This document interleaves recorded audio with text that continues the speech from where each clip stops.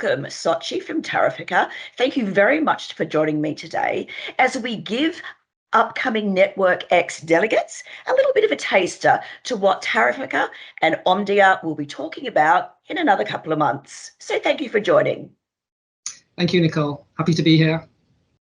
Good. Look, a very hot topic at the moment is how to eke that little bit more money out of the consumer for 5G.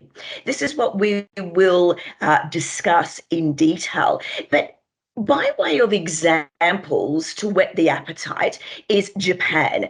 This is a fast-moving, one of the first markets to come to fruition with 5G. And there's lots of very interesting 5G rich app innovation and case studies where we can learn some best practice from.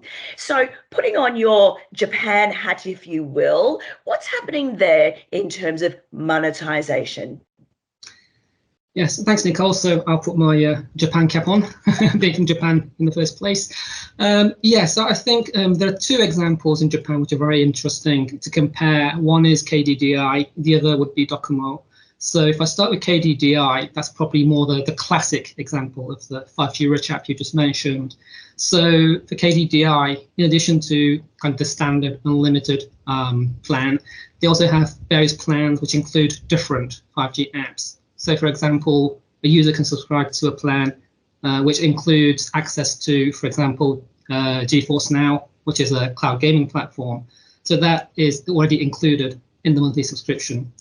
And then there are others like Amazon Prime, YouTube Premium, or the TV stations of Japan, which provide apps through where users can watch 4K video.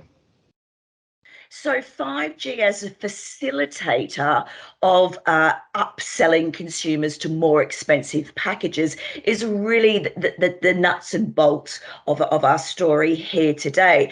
But it would be remiss not to mention the metaverse as yet another layer or a new layer to our 5G rich innovation story. We've seen the telcos, some telcos in markets like Japan, like Korea, doing their own metaverse innovation of platforms. Give us a little bit of an insight into Japan. Yeah, so obviously we can't go by without mentioning the metaverse today. So Docomo, the incumbents, they released at the end of March their metaverse service called XR World.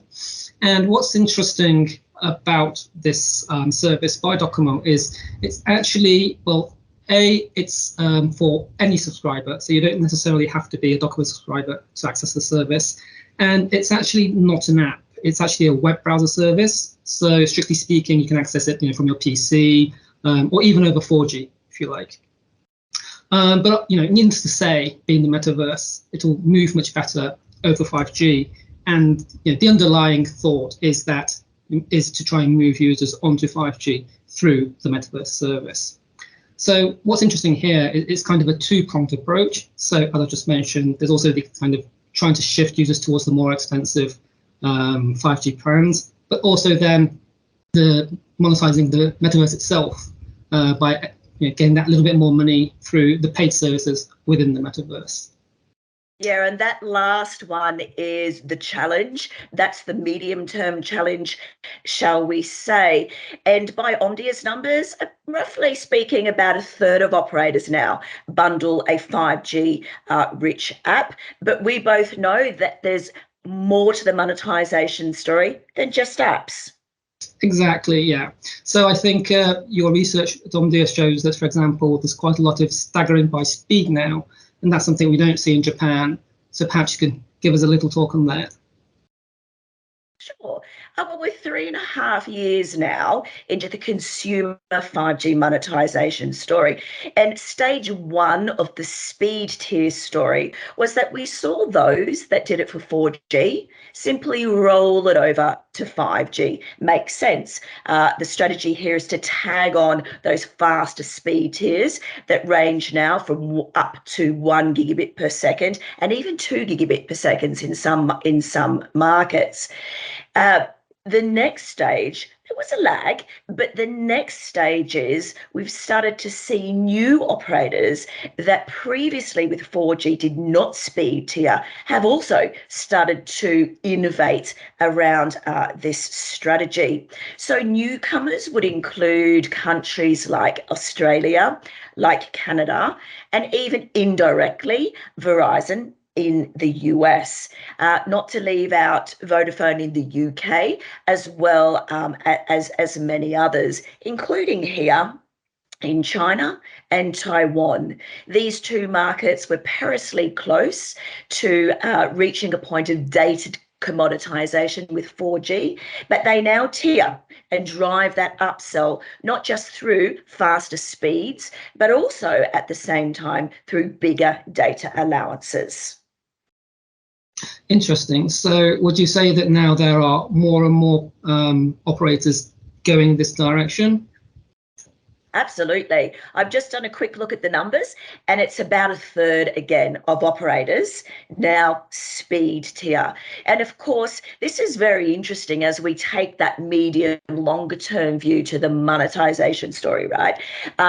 What happens when most operators have got very large 1 terabyte true unlimited data plans for 5G?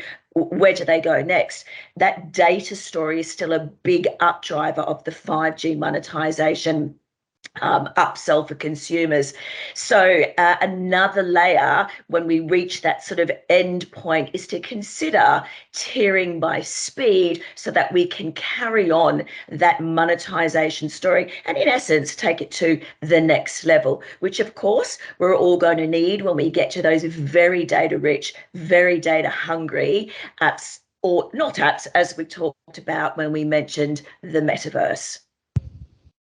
So, Soichi, thank you very much for joining this nice preview chat, shall we call it. Yourself and Omdia will be taking the stage very shortly for Network X. We will have fire chats, presentations, all of this in much more information, and your chance to correspond and give us some feedback as well. So thank you for joining, and I'll see you soon. Thank you very much. Talk again soon.